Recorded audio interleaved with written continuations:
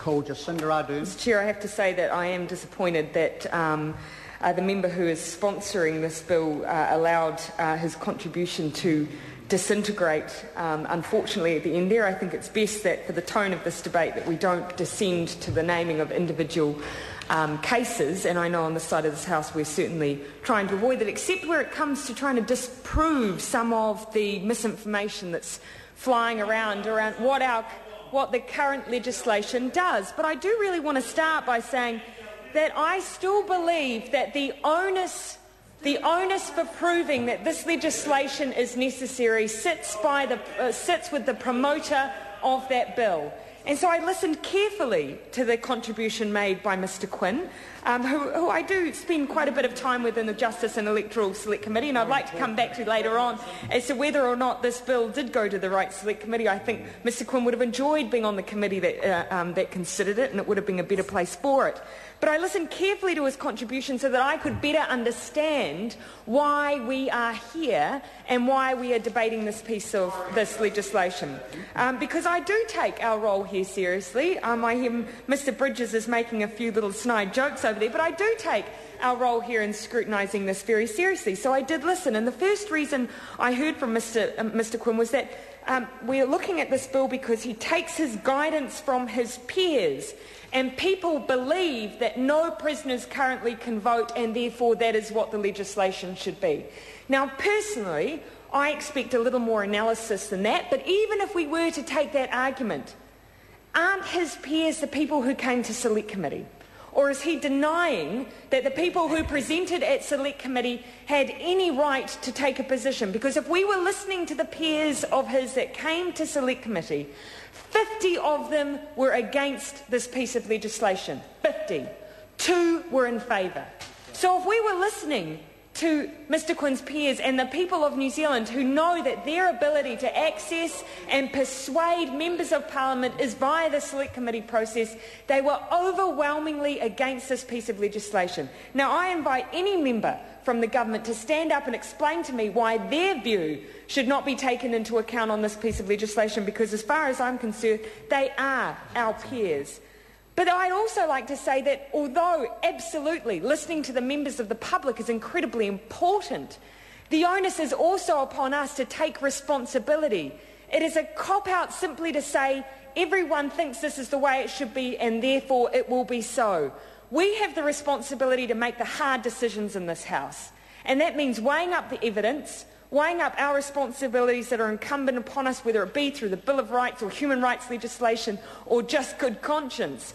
It is incumbent upon us to weigh up all matters, not simply those that are brought before us, because not everyone has access to the information that we have.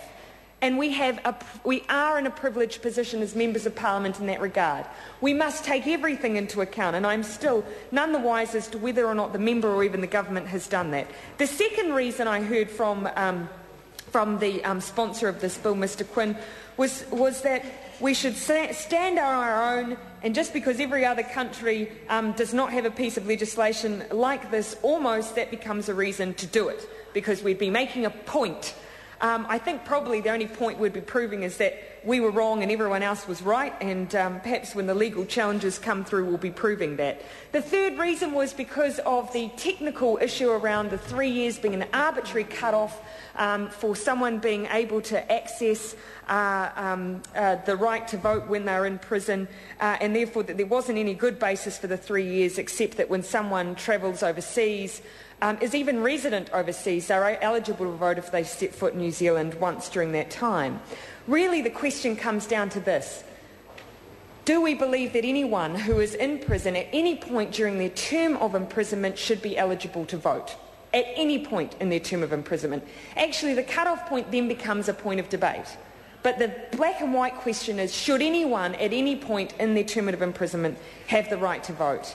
And secondary to that, therefore, what is your view of the right to vote generally? Do you perceive it as simply a privilege, or do you see it as a right and therefore someone has a responsibility to their community to exercise that civic responsibility. And I think essentially what you're seeing in this House today is two divergent views on the role of voting in this country. And I'm happy to have that debate, and I acknowledge, Mr Chair, thank you, Mr Chair, I acknowledge that we are on a difficult side of this argument, because it is a point that has to be discussed and acknowledged when talking to a member of the public as to why we see the role of voting in that way. But I think we are on the right side by taking up that challenge, because in our view, voting is much more than just a right. It is a responsibility, and it is a civic duty. And in that regard, I really completely disagree with my colleague Simon Bridges in that regard. So why are we here? Why are we here? We have once before. I won, he lost. Why are we here? Well, I think it probably helps to go back and look at the reasons. I could make a gesture. If we go back and look at the reasons why we use terms of imprisonment as it anyway. Well, there are three R's which are commonly used. The idea of there is an element of retribution in the idea of imprisonment, but there is also the idea and the notion of restoration and rehabilitation. Restoration to the victim, whether that be an individual or society as a whole. On that test, I do not believe that this passes, because in my mind, restoration to society means that that individual should become a fully contributing member of society once more. And in my mind, there is a certain point, there is a line in the sand that you can draw where someone is likely for a certain cut-off to be in prison for lesser crimes.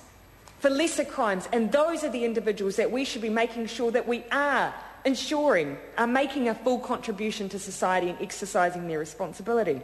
The second reason, the rehabilitation, again, the same points, and my colleague Grant Robertson gave an excellent contribution around that. So on even the three measures for which we use prison, I don't believe that the removal of the right to vote for a certain level of criminal actually fulfills those three aims for imprisonment generally.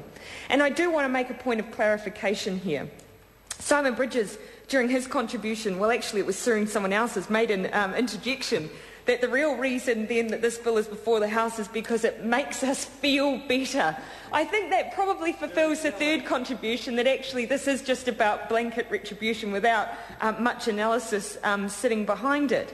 But to a certain degree, I think it's slightly misleading, some of the debate we've had in here, because it implies that currently all prisoners are eligible to vote, and that is not true. That is simply not true. Under the current law, if you committed a certain level of offence and you are convicted of that, you are unable, sorry Mr Smith, you certainly haven't been convicted of anything, you are serving a sentence though, sitting next to Paul Quinn during his contributions. For a particular crime, you will not be ineligible, and that includes our most serious crimes. So it is misleading to imply that this is already a right that everyone has. And in fact, the best way that we've managed to prove that is actually through the accident that has been made during the Select Committee process, whereby the complete removal of our current legislation and the starting from scratch with Paul Quinn's means that everyone who is currently serving even a life sentence would be eligible now to vote. And so that accident has actually proven the point that our legislation, I think, has the balance right. So I make the point again. The onus is on the government to tell us why we should change the legislation as it currently stands, and I do not believe they have done that. I do want to make one anecdotal point. I wonder how many members in this House has ever door-knocked anyone who would be about the age of 60, maybe 65, and has never voted in their life.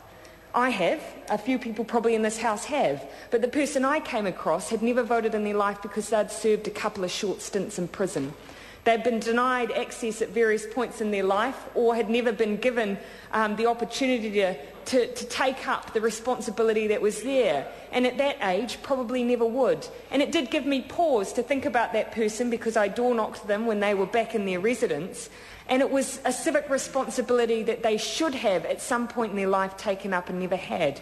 And it still sits in my mind that that's exactly the kind of person that I think when they are in the prison system, we should be ensuring that that responsibility is exercised, because it is, in my view, a civic duty.